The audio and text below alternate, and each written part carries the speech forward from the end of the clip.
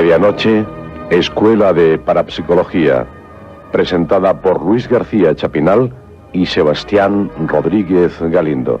Escuela de Parapsicología.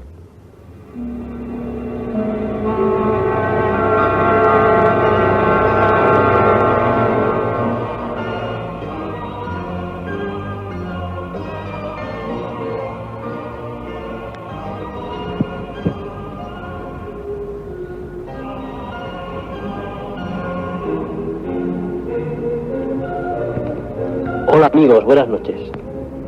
Un día más entramos en la Escuela de Parapsicología. Y en el espacio de hoy vamos a tratar todos aquellos términos que alberga esta ciencia, es decir, todos los conceptos de que se ocupa.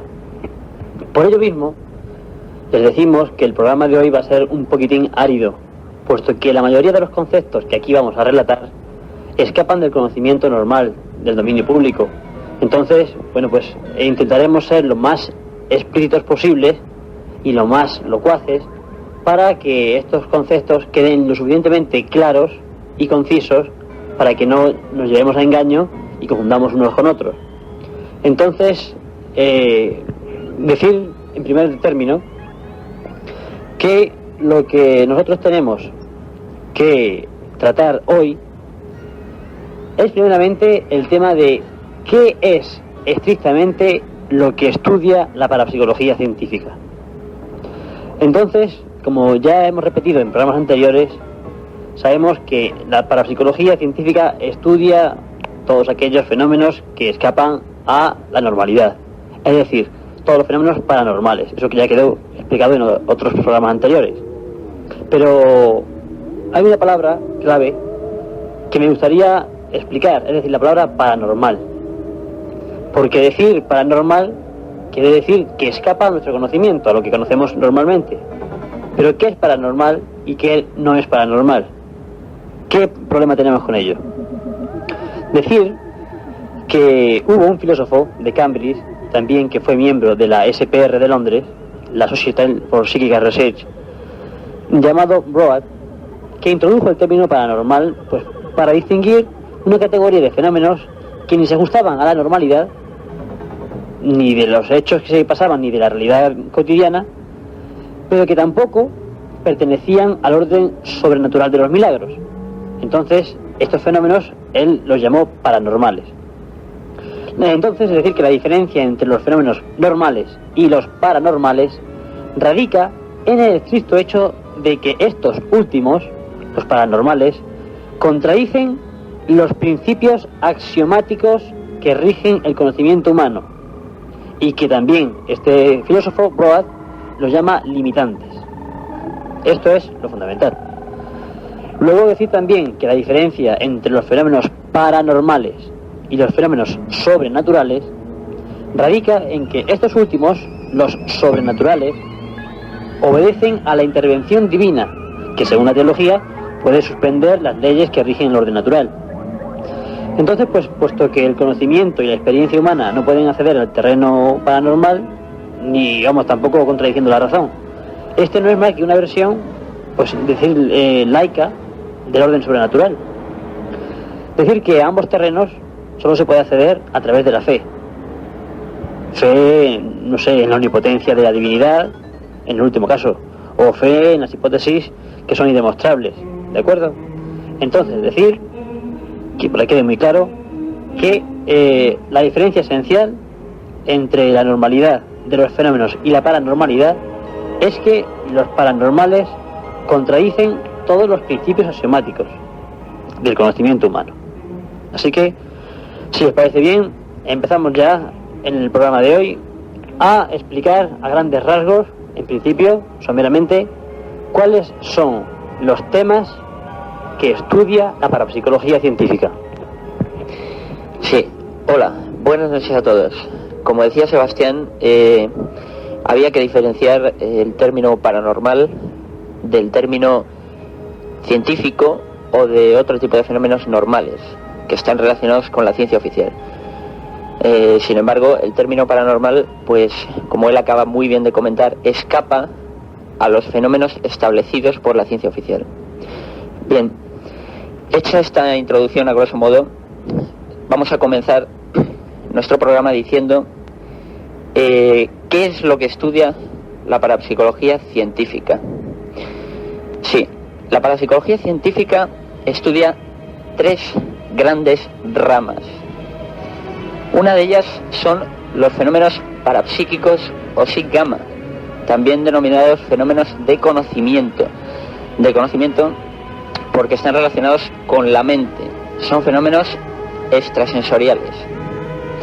Después también tenemos los fenómenos parafísicos o de movimiento. ¿Qué quiere decir parafísicos o de movimiento? Pues que están relacionados con fenómenos de acción de la mente sobre la materia. Es decir, por ejemplo, la psicocinesis, podría ser el poltergeist, también la levitación, en fin, una serie de amalgama de terminologías y de fenómenos que ya iremos explicando en sucesivos programas. De momento es pronto. Después tenemos una última rama relacionada con la parapsicología científica, que es los fenómenos parabiológicos o psi-beta, una terminología empleada por diferentes parapsicólogos y científicos que estudian estos temas. Bien, los fenómenos parabiológicos o psi-beta son, por ejemplo, la biopausia, los parasomáticos, las estigmatizaciones. Ya lo iremos viendo posteriormente cuáles son cada término, lo que significa cada uno y bueno, ya lo explicaremos más ampliamente en su totalidad. Y dicho esto, vamos a entrar directamente en el campo de los fenómenos parapsíquicos. Pues si bien hemos comentado que los fenómenos parapsicológicos se dividen en parapsíquicos, parafísicos y parabiológicos, hay que hacer una introducción primero a la terminología parapsíquica. Yo creo que es una terminología muy curiosa, porque si bien es cierto que los parafísicos se pueden estudiar a veces en laboratorio, con dados, etcétera, etcétera, los parapsíquicos a veces escapan un poco al control, aunque también se pueden estudiar en laboratorio con las cartas Zener, pero hay fenómenos determinados, como la telepatía, como la precognición, que no se sabe muy bien su origen, y no ya su origen, sino cómo proceden en un momento determinado. Es decir, es muy difícil dilucidar la precognición de la telepatía, de la retrocognición. A veces es casi imposible. No obstante, a pesar de ello, vamos a empezar haciendo las diferenciaciones de las diferentes terminologías. Pues sí, Luis, vamos a ver, tenemos que decir también que es algo fundamental que tengan ustedes muy claro que estos fenómenos paranormales que vamos a estudiar a continuación son los también llamados fenómenos espontáneos. ¿Por qué se llaman espontáneos? Pues sencillamente porque son fenómenos que se producen de forma esporádica, de una forma espontánea, irregular. Se presentan de imprevisto, sin control, y por todo ello resultan muy difíciles de ser investigados científicamente. Como decíamos en programas anteriores, no se presentan un día y al siguiente también, sino que pueden ser que se produzcan una vez y no se produzcan nunca más. Entonces, esta es una de las dificultades en que radica el estudio de nuestra ciencia, el estudio de la parapsicología. Entonces, decir que por ello llamamos fenómenos espontáneos, por su irregularidad. Hay que decir también, por supuesto, que esta espontaneidad radica en las 3 grandes ramas, que esto quede bien claro. O sea, no son espontáneos solamente los fenómenos parapsíquicos, sino también los parafísicos y los parabiológicos. Es decir, las 3 grandes ramas que estudia la parapsicología tienen la facultad y la curiosidad de estar relacionadas con la espontaneidad de los fenómenos parapsicológicos. Bien, y hecha esta introducción, vamos con la primera rama, es decir, el grupo psi gamma o fenómenos de conocimiento. Bien, dentro de los fenómenos parapsíquicos o fenómenos de conocimiento tenemos entre ellos la telepatía, la retrocognición, la precognición, la clarividencia, la evidencia y apariciones, la pantomnesia, la regresión, la xenoglosia y la bilocación. Es curioso porque estoy seguro de que a ustedes les suena bastante raro estos términos, estas palabras, pero no se preocupen porque ahora mismo les vamos a explicar qué significa cada término en específico.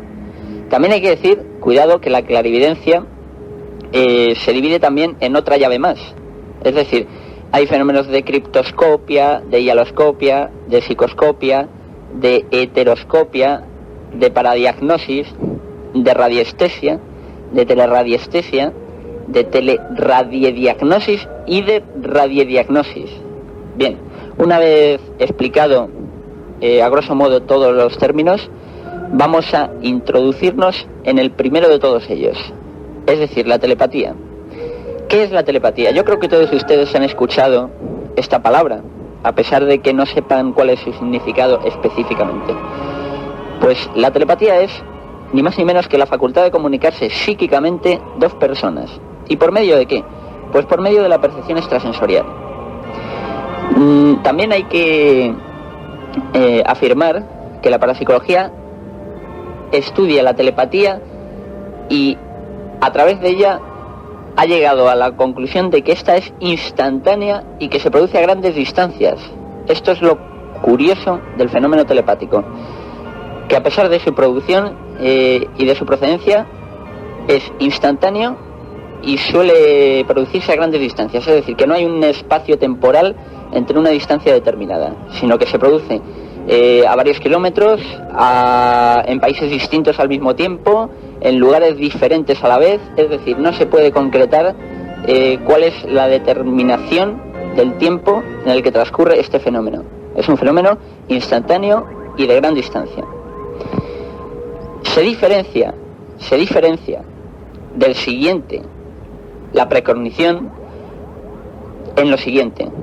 La precognición, cuidado, es la facultad de conocer extrasensorialmente los acontecimientos y sucesos que se producirán en un futuro próximo o lejano.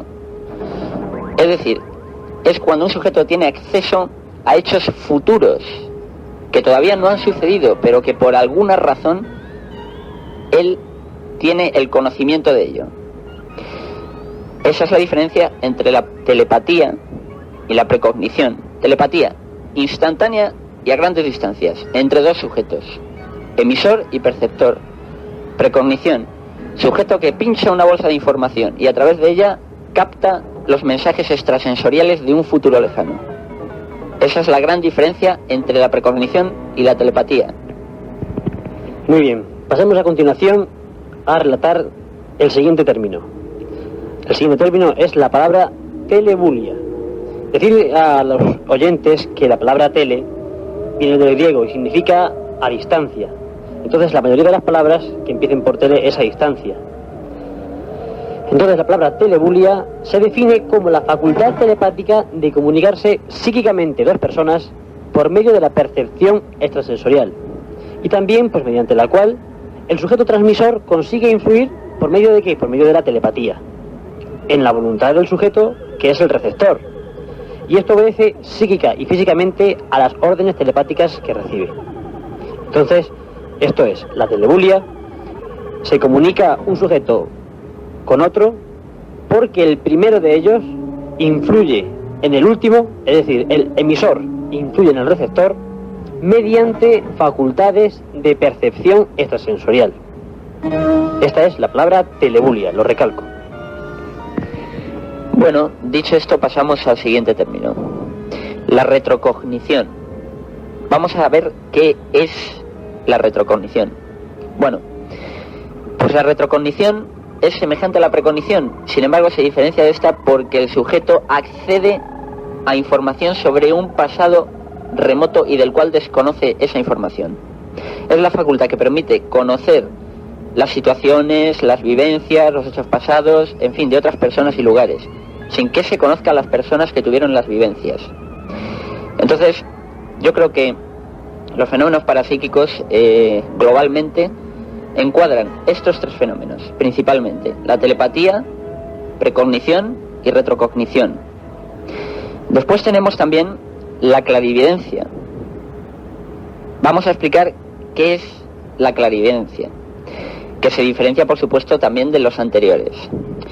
Bueno, la clarividencia es el conocimiento de cosas ocultas o sucesos que les ocurren a personas que están lejos del sujeto y en el preciso instante de producirse los acontecimientos. Es decir, tienen acceso a informaciones en el preciso momento y lugar de los hechos que están ocurriendo. Ahora, extrasensorialmente, por supuesto. Vamos a explicar un ejemplo. Bueno, pues sí, si les parece bien, pongamos un ejemplo de qué es la clarividencia. Perdón, para diferenciarlo de las demás palabras. Clarividencia. Imagínense ustedes que en cierto lugar, por ejemplo una provincia española, pongamos Sevilla, un sujeto en ese momento ha tenido un accidente de tráfico. Pues en Madrid, en ese mismo instante, una persona que no tiene por qué ser allegada a él, pero generalmente si existen vínculos familiares, vínculos de unión, se produce con mucho más facilidad la clarividencia. Como digo, esta persona está viendo en el mismo instante en que sucede ese acontecimiento, ese suceso, tal y como le sucede al sujeto primero. Es decir, que por supuesto como median una cantidad de kilómetros alrededor de 600, pues esto no puede ser normal. No obstante, la persona, el receptor, el que en ese momento está viendo claramente el suceso, por eso se llama clarividente, puede ver de forma nítida cómo al sujeto A, al primero, le ocurre este suceso. Entonces, imagino que así queda muy bien explicado qué es la clarividencia. También decir que existe, con respecto a la palabra retrocognición, pues algún tipo de ejemplo más se puede poner, ¿no, Luis? Pues sí, no solo de la retrocognición, sino también de la precognición. Por ejemplo, vamos a poner un caso para que ustedes puedan tener una idea más o menos esclarecida de lo que puede ser un caso de precognición real. También hay que decir, cuidado, que no lo hemos comentado anteriormente, que la precognición se da en el 65% de los casos, en el 65% en el estado de sueño fisiológico. Esto hay que dejarlo bien esclarecido para que todos ustedes lo sepan. No quiere decir que al margen del sueño fisiológico no se capten informaciones relacionadas con la precognición, con un suceso que no ha ocurrido. Pero vamos, quiero decir que parece ser que en el 65% de los casos este fenómeno se da en estado de sueño fisiológico.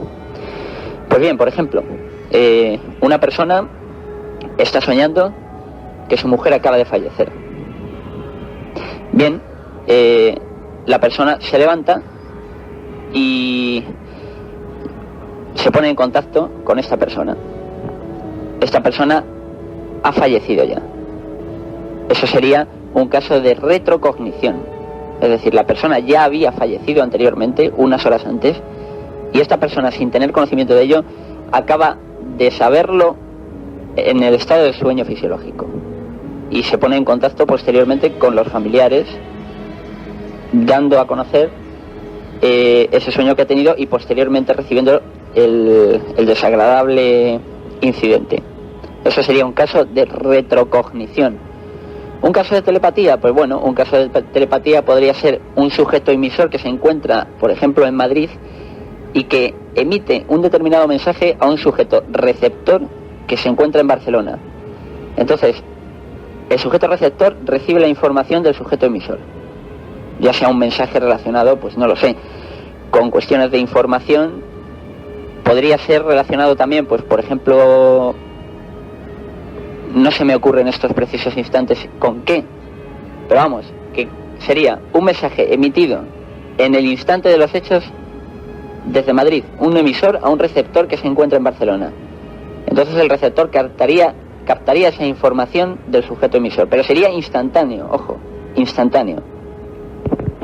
Sí, también hemos de decir que en posteriores espacios vamos a hacer también prácticas dentro de la Escuela de Parapsicología, porque imagino que de esta forma todos nosotros podremos comprender de mejor manera y además de una forma mucho más brillante entrar en contacto con esta ciencia árida como es la parapsicología, puesto que los fenómenos sí son llamativos, pero el estudio científico de estos fenómenos por supuesto que deja mucho que desear en cuanto a una diversión o algo por el estilo, sino que es mucho más científico y son términos muy áridos.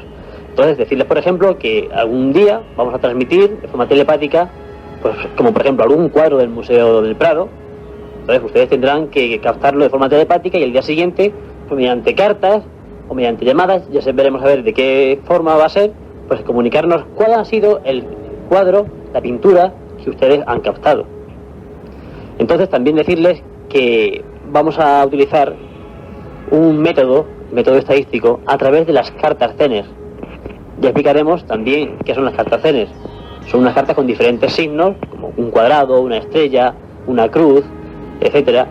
Entonces, estas cartas sirven también para clarificar si existe o no existe fenómenos de telepatía, precognición, retrocognición, etcétera. Igualmente, les digo, vamos a hacer experimentos dentro del programa con estas cartas Zener para aclarar todo lo que es los fenómenos de Psi Gamma. Ya se irán ustedes precisamente familiarizando con todo ello, con todos estos fenómenos, no solo con las terminologías que les estamos intentando aclarar, sino, como muy bien ha dicho Sebastián, con este tipo de experimentaciones, para que ustedes pues vayan teniendo una idea más o menos establecida de lo que es la parapsicología y de cómo se estudian los diferentes fenómenos, de las formas que hay. Bueno, se me ocurre decir un ejemplo de precognición, en este caso, que no lo habíamos comentado. Por ejemplo, un sujeto que se encuentra durmiendo una noche determinada, observa que alguien va a morir. En el sueño tiene la información de que un familiar suyo va a morir. Este familiar no ha muerto todavía, sin embargo, a los pocos días se tiene constancia de su fallecimiento. Bueno, este podría ser un ejemplo claro de lo que es la precognición. Conocimiento de futuro sin que medie un canal sensorial conocido. Hay que decir para todos ustedes que en algunas ocasiones las personas, la gente, pues tienen la sensación de que algo va a ocurrir. Este es un hecho de precognición, es un suceso o fenómeno precognitivo, como ya hemos explicado. También este tipo de personas tienen a veces visiones, pero curiosamente en sueños, que es lo que acabo de comentar antes, del 65% de los casos relacionados con la precognición en el estado de sueño fisiológico. Bueno, la mayoría de la gente pues cree que tiene premoniciones en momentos determinados de su vida, de su vivencia. Ustedes mismos se las conoce por psíquicas a este tipo de personas que tienen estas precogniciones, estas vivencias. La mayor parte de las precogniciones, hay que decir también que tratan sobre temas relacionados con muertes. Es muy curioso porque dentro de la gran mayoría, por no decir de todos los fenómenos paranormales, la información que se capta entre sujetos suele tener un carácter relacionado con la muerte. Suele ser de carácter truculento, con muertes violentas o con sucesos trágicos. Esto también sucede en los fenómenos de poltergeist. Ya lo explicaremos en su día, pero ocurre asimismo también con los fenómenos parapsíquicos, en este caso con las precogniciones. Y hay un relato muy famoso, que estoy seguro de que todos ustedes recuerdan, o por lo menos que han escuchado o han oído hablar de él en alguna ocasión. También se han hecho películas referentes al tema, relacionado con el hundimiento del Titanic, de aquel enorme barco gigantesco que tuvo un final muy trágico. En este caso se trataría de las precogniciones de tipo desastre o desastrosas. Bien, yo creo que Sebastián nos va a comentar el caso del hundimiento del Titanic, porque es muy trascendental y porque es un fenómeno clave dentro de las explicaciones que estamos dando a la precognición. ¿No es así? Pues sí, Luis, efectivamente. Como decimos, vamos a relatar aquí a continuación la trágica historia del hundimiento del Titanic y también de los numerosos avisos misteriosos que tuvieron lugar. En la madrugada del 15 de abril de 1912, el Titanic, el mayor transatlántico del mundo en su época, chocó contra un iceberg y se hundió en su primer viaje por el Atlántico. Se calcula que murieron alrededor de unas 1.500 personas, más de 1.500 personas. Posteriormente se hicieron investigaciones y se descubrieron que al menos 20 casos de personas que tuvieron la premonición de este desastre viajaban en este transatlántico. Entonces miren ustedes, ese caso es curioso. El hecho fue, por supuesto, desastroso, una premonición de desastre, pero también no deja de ser curioso que al menos 20 casos de personas tuvieron la premonición de este desastre. Por ello hemos de decir que muchas de las personas que en su día soñaron o tuvieron premonición de que iba a acaecer este acontecimiento, en última instancia cancelaron el billete, cancelaron su pasaje y no embarcaron en el transatlántico. Uno de los ejemplos más sorprendentes de una aparente premonición la constituye la novela titulada Frivolidad, que fue escrita por Morgan Robertson en el año 1898. En el libro se cuenta que existía un enorme transatlántico llamado Titán. Qué casualidad, miren ustedes, que el Titán pareciese tanto en el nombre, en la etimología, a Titanic. Como digo, el Titán se hunde después de chocar con un iceberg, igual que le pasó al Titanic. Como el Titanic, el Titán era insumergible. De igual forma, el Titán, al igual que el Titanic, también llevaba pocos botes salvavidas. Como ustedes sabrán, a posteriori se comprobó que la cantidad de botes salvavidas que albergaba este transatlántico era ínfimo para poder recoger a la mayoría de las personas que viajaban en el transatlántico. Era materialmente imposible. Continuamos con el tema. Además de este, hay otros dos relatos que preveían el desastre, ambos escritos por un pasajero del barco siniestrado, uno de ellos más de 20 años antes del suceso. Decir que por lo menos 9 personas soñaron con un barco que, lo mismo que el Titanic, chocaba con un iceberg. Todos estos hechos están recogidos, por supuesto. Este barco, como digo, chocaba con el iceberg y posteriormente se hundía. Decimos que 2 clarividentes advirtieron del desastre y varias personas tuvieron fuertes intuiciones de que algo iba a salir mal. Y como digo anteriormente, cancelaron los billetes y no tomaron el pasaje dentro del transatlántico. Miren ustedes, todas estas misteriosas coincidencias parecen ser premoniciones. De hecho, son premoniciones. En cualquier caso, carecen de explicación, puesto que no hay ningún vínculo exacto pues para definirlas. No obstante, como ustedes comprobarán, para que fuese casualidad, decirles que son muchos los puntos en común, muchos los nexos de unión entre los hechos reales que ocurrieron y los hechos ficticios de la novela, así como las premoniciones o esas ideas que tuvieron estas personas antes de que ocurriese este acontecimiento. Además es que casualmente, cuando se producen muchas precogniciones, pues no son debidas a la casualidad. Entendemos que cuando entra la estadística dentro del tema, pues hay que intentar diferenciar de una vez por todas lo que es casualidad, que se puede producir 1 o 2 veces, y cuando ya excede los límites de la casualidad,